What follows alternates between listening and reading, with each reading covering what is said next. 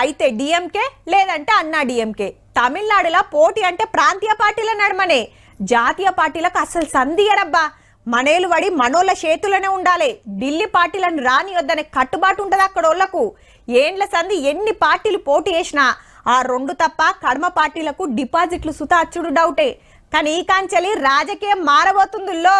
Right, తమిళనాడులో కొత్త పొత్తు ఓడిచింది. రెండాకుల పార్టీ కమలం పార్టీ ఒకటైన ఓట్ల ముంగట. అసెంబ్లీ ఎలక్షన్ లా అన్నా డిఎంకే బీజేపీ సీట్లు పంచుకొని పవర్ కోసం ఫైటింగ్ చేయాలని డిసైడ్ చేసినాయి మద్రాస్ లా. గెలిస్తే పాత సీఎం పళనిసామే కొత్త సీఎం అవుతాడు. సీఎం సీట్ మాకేమొద్దని అమిత్ షా సార్ అనుకొచ్చిండు. ఇక జరన్ తెనకకు మరి చూస్తే జయమ్మ జమానాల ఎన్డీఏలు ఉన్నోళ్లే. అమ్మ కాలం చేసినాక పార్టీల గ్రూపులు కొట్టి దినామింత పల్సగా ఈ అసెంబ్లీ ఎలక్షన్ లో పల్టీ కొట్టింది. ఆడికెళ్లి నెరి అధ్వానము. ఇంకో దిక్కు డిఎంకే రువ్వడి చూపియబట్టే. ఇదే టైంలో బీజేపీ అధ్యక్షునిగా అన్నమలై మస్తు కొట్లాడిండు గాని పార్లమెంట్ ఎలక్షన్ లో సింగిల్ సీటు కూడా రాలే. అయినా వెనకకు దగ్గకుండా ఎరైటీగా సారే శిక్షలు వేసుకునేది గవర్నమెంట్ మంచిగా పనిచేస్తలేదని.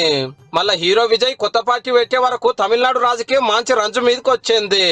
జయమ్మ పార్టీ విజయన్న పార్టీ పొత్తు పెట్టుకుంటాయని ప్రచారం అవుతున్నాయి. అలా ప్రెసిడెంట్ సీట్లకెళ్లి అన్నమలైని తీసేసి అన్న డిఎంకే తోటి సోపతి కట్టింది బీజేపీ.